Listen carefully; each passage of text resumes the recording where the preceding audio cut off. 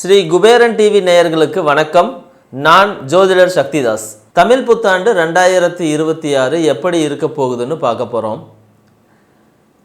14/4/2026 அன்று வரக்கூடிய தமிழ் புத்தாண்டு உலக அளவில் ஒரு மிகப்பெரிய மாற்றத்தையும் சில ஏற்றத்தாழ்வுகளையும் உருவாக்கிக்கிட்டு தான் போகும் இந்த பிரபவ ஆண்டு. அன்னைக்கு இருக்கக்கூடிய கிரக நிலைகள் பார்த்தோம்னா, சூரியனும் சுக்கிரனும் மேசத்தில் இருக்காங்க, மிதுனத்தில் குரு இருக்குது, சிம்மத்தில் கேது இருக்குது, கும்பத்தில் சந்திரனும் ராகுவும் இருக்காங்க, மீனத்தில் சனி புதன் மற்றும் செவ்வாய்னு எல்லா கிரகங்களும் ஒரு விதமான ஒரு காம்பினேஷனில் தான் உட்கார்ந்துருக்கு. இந்த காம்பினேஷன் உலக அளவில் இந்த தமிழ் புத்தாண்டுக்கு என்னென்ன விதமான நன்மைகளை உருவாக்கி தரப்போகுது, இல்லை என்னென்ன விதமான தீமைகளை உருவாக்கி தரப்போகுது அப்படின்னு பார்க்கும்போது, கொஞ்சம் சுமூகமாக உட்கார்ந்து வேலை செய்கிற எல்லாருடைய வாழ்க்கையிலையும் ஒரு விதமான ஏற்றத்தையே உருவாக்கி தரும்.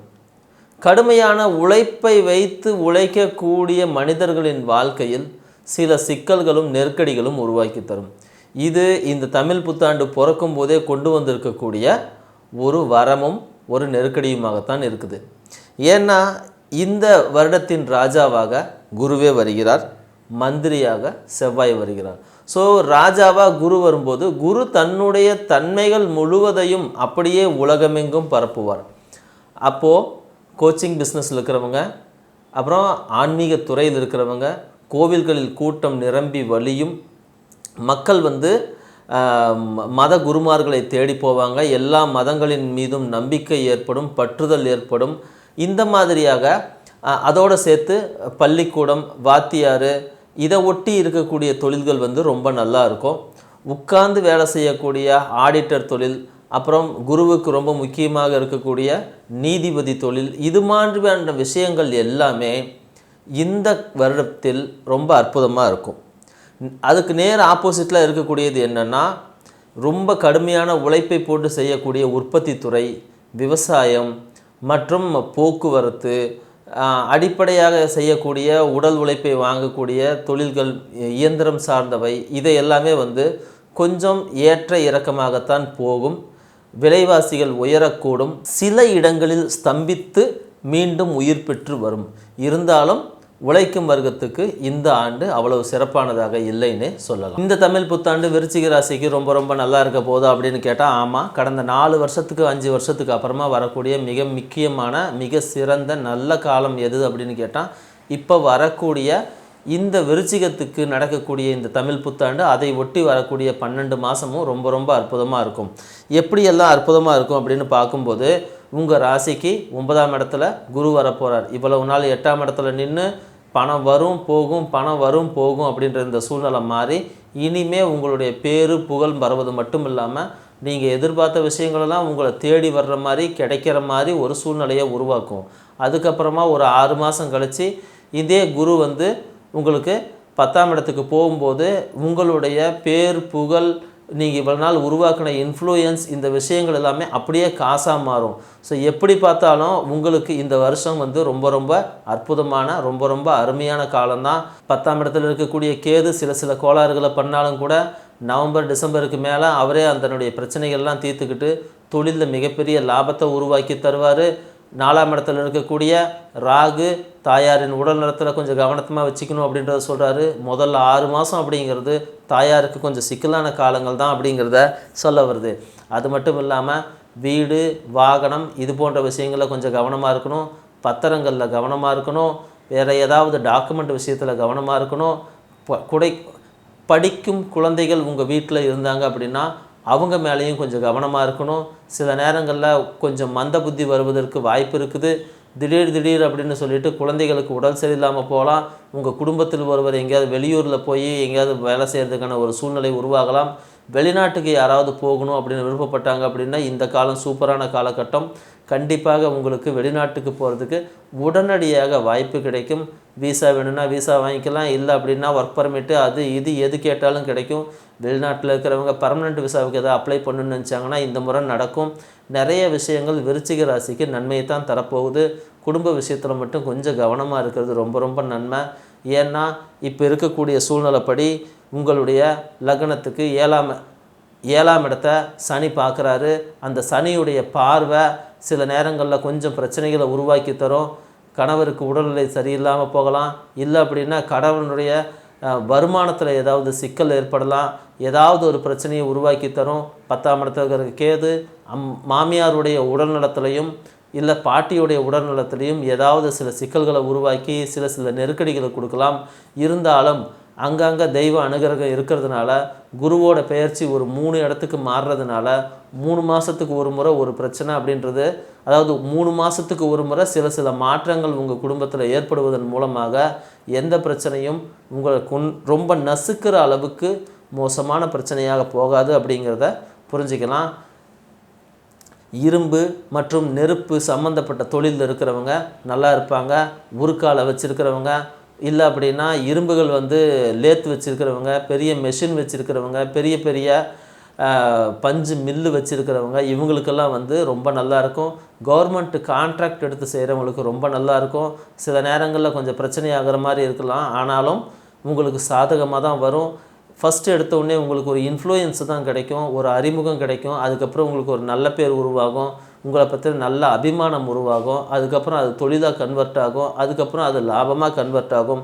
இந்த மாதிரியான விஷயங்கள் நிறைய நன்மையை தரும். அதே போல் சுரங்க தொழிலில் இருக்கிறவங்க கல், ஜல்லி, மணல், சிமெண்ட் இது போன்ற தொழில் செய்கிறவங்க, கம்பி வியாபாரம் செய்கிறவங்க, இவங்களுக்கு எல்லாத்துக்குமே இந்த காலம் ரொம்ப ஒரு அற்புதமான காலம்னு தான் சொல்லணும். விவசாயத்தில் இருக்கிறவங்களுக்கு நல்ல லாபம் கிடைக்கும். தண்ணியில் எந்த பிரச்சனையும் வராது. உரத்தட்டுப்பாடு மட்டும் வருவதற்கு வாய்ப்பு இருக்குது. இயற்கை உரம் வச்சு செய்கிறவங்களுக்கு எந்த சிக்கலும் கிடையாது. திடீர்னு உங்களுடைய பொருட்களுக்கு பெரிய அளவில் டிமாண்டு வரும். எப்படி பார்த்தாலும் உங்களுக்கு சமூகத்தில் ஒரு நல்ல மதிப்பு மரியாதையும் உங்களுக்கு வருவது மட்டுமல்லாமல் உங்களுடைய தொழிலுக்கும் அதனால் உங்களுக்கு ஏற்படக்கூடிய லாபங்களாகவே இவையெல்லாம் மாறும் என்பதில் பெரிய மாற்று கருத்து இல்லை. கரண்ட்டு சம்மந்தப்பட்ட தொழில் செய்கிறவங்க, கரண்ட் ஆஃபீஸில் வேலை செய்கிறவங்க, எலக்ட்ரிசிட்டியில் வேலை செய்கிறவங்க, எலக்ட்ரீஷியனாக வேலை செய்கிறவங்க, எலக்ட்ரிக்கல் கடை வச்சுருக்கிறவங்க, இவங்களுக்கு எல்லாத்துக்குமே நல்ல லாபங்கள் கூடும். திடீர்னு புது ஆர்டர் கிடைக்கும், பெரிய ஆர்டர் கிடைக்கும். பல்காக 2-3 ஆர்டர் உங்களுக்கு வேலை செய்ய ஆள் இல்லாமல் தான் நீங்கள் தடுமாறுவீங்க. ஆனாலும் உங்களுக்கு ஆர்டர் கிடச்சி நீங்கள் வேலையை ரொம்பவும் சுமூகமாக கொண்டு போகிறதுக்கும் பெரிய அளவில் ஒரு நல்ல பேர் வாங்கிறதுக்கும் நல்ல வாய்ப்பு கிடைக்கும். புரோகிதம் பண்ணுறவங்களுக்கு நல்ல வாய்ப்பு கிடைக்கும். அது மட்டும் இல்லாமல் அவங்க 2-3 பேர் சேர்ந்து செய்கிற மாதிரியான சூழ்நிலைகள் உருவாகும். கோவில் கும்பாபிஷேகங்களை கலந்துக்க வேண்டிய சூழ்நிலைகள் வரும். எல்லாமே நன்மையைத்தான் தரும். விருச்சிக ராசியில் பிறந்த ஜோதிடர்களுக்கு இந்த காலம் கொஞ்சம் நல்ல காலம்தான். திடீர்னு மாந்திரிகம் கற்றுக்கலான்னு தோணும். வெளியூருக்கு எங்கேயாவது பயணம் போய் நாம் ஏதாவது கற்றுக்கலாமான்னு தோணும். திடீர்னு சில மனசில் சஞ்சலங்கள் வரும், பேராசைகள் வரும். எப்படியாவது அதை சாதிச்சிடணும், இதை சாதிச்சிடணும், பேர் நிலைநாட்டிடணும், இந்த மாதிரியான சூழ்நிலைகள்லாம் வரும். இருந்தாலும் மனசில் கொஞ்சம் தைரியத்தை வச்சுக்கிங்க. ஏன்னா சில நேரங்களில் உங்களுக்கு மனோதைரியம் உடைவதற்கு மிகப்பெரிய வாய்ப்புகள் இருக்குது.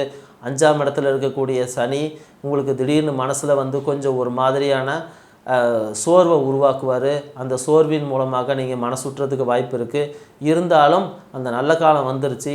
3 மாதத்துக்கு ஒரு முறை தான் ஏதாவது ஒரு சில விஷயமான மாற்றங்களை உருவாக்கி தரும். அந்த விஷயங்களை புரிஞ்சுக்கிட்டு நீங்கள் தயாராக இருந்தீங்க அப்படின்னா உங்களுக்கு அந்த ஸ்லோ அண்டு கிராஜுவலான ஒரு முன்னேற்றம் கிடைக்கும். ஜோதிடம், ஆன்மீகம், கோவிலில் பூசாரி வேலை செய்கிறவங்க, கோயிலில் வேறு ஏதாவது வேலைகளை செய்கிறவங்க, பூச்சி வேலை செய்கிறவங்க, கட்டட வேலை செய்கிறவங்க, இந்த கோயிலை ஒட்டி இருக்கிறவங்க, கோயிலுக்குள்ளே உட்கார்ந்துருக்கிற செயல் அலுவலர், இந்த மாதிரி இருக்கிறவங்களுக்கு கூட கோயிலில் வேலை செய்கிற கவர்மெண்ட் ஆஃபீஸர் விருச்சிக ராசியில் இருக்காங்கன்னா அவங்களுக்கும் நிறைய நன்மைகள் வரும். ஆனால் சிக்கல்களும் வரும். தயாராக இருக்கணும். திடீர்னு தேவையில்லாத விஷயங்களை உங்களை எடுத்து விட்டுருவாங்க. ஆர்டர் போட்டு தப்பு செய்ய சொல்லுவாங்க. எல்லாத்துக்கும் தயாராக இருக்கணும் அப்படிங்கிறத மறந்துடாதீங்க. அது மட்டும் இல்லாமல் ரியல் எஸ்டேட் செய்கிறவங்களுக்கு சூப்பராக இருக்கும். இந்த சவுடு மண்ணுன்னு சொல்லுவாங்க, அதை வாங்கி விற்கிறவங்களுக்கு ரொம்ப நல்லாயிருக்கும். ஃப்ளாட்டு போட்டு விற்கிறவங்களுக்கு நல்லாயிருக்கும். டாக்குமெண்ட் பிரச்சனை வராமல் பார்த்துக்குங்க. பொய் பேசாமல் இருக்க முடியுமான்னு பாருங்கள். நேர்மையாக இருப்பது மட்டுமே உங்களுக்கு நிறைய நல்ல விஷயங்களை உருவாக்கி தரும். கல், மண், தாது, மினரல்ஸ், இரும்பு, சுரங்கம் இப்படி எல்லா இடத்துலையுமே விருச்சிக ராசி கொடிகட்டி பறக்கும்.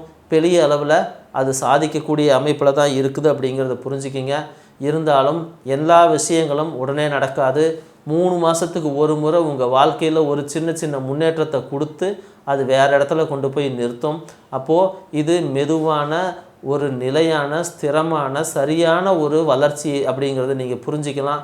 எந்த இடத்துலையும் கோவப்படாமல், சங்கடப்படாமல், சலனப்படாமல் பொறுமையோடு இருந்தீங்க அப்படின்னா உண்மையிலே ரொம்ப சூப்பரானதாக இருக்கும். அது மட்டும் இல்லாமல் கடந்த 4 வருஷமாக உங்களுக்கு இருந்த பிரச்சனைகள் தீரக்கூடிய நேரத்தில் எல்லாம் வெண்ணெய் திரண்டு வர்ற நேரத்தில் தாலி உடைச்ச கதையாக அவசரப்பட்டு எதையும் தப்பாக உருவாக்கிடாதீங்க. அதையும் மீறி உங்களுக்கு ஏதாவது பிரச்சனைகள் வருது அப்படின்னா உங்களை காப்பாற்றிக்கிறதுக்கு தெய்வத்துடைய அனுகிரகம் ரொம்ப முக்கியமாக இருக்கும். நான் சொல்லக்கூடிய நாளில் நான் சொல்லக்கூடிய கோயிலுக்கு போயிட்டு வாங்க. இந்த நாள் உங்களுக்கு ரொம்ப அற்புதமாக வேலை செய்யும். அது எந்த நாள்னா தேய்பிறை சப்தமியும் பூரட்டாதி நட்சத்திரமும் ஒரு சேர வரக்கூடிய நாளில் நீர்நிலைகள் அருகில் இருக்கக்கூடிய எந்த ஒரு முருகனை வேணுமானாலும் நீங்கள் வழிபடலாம்.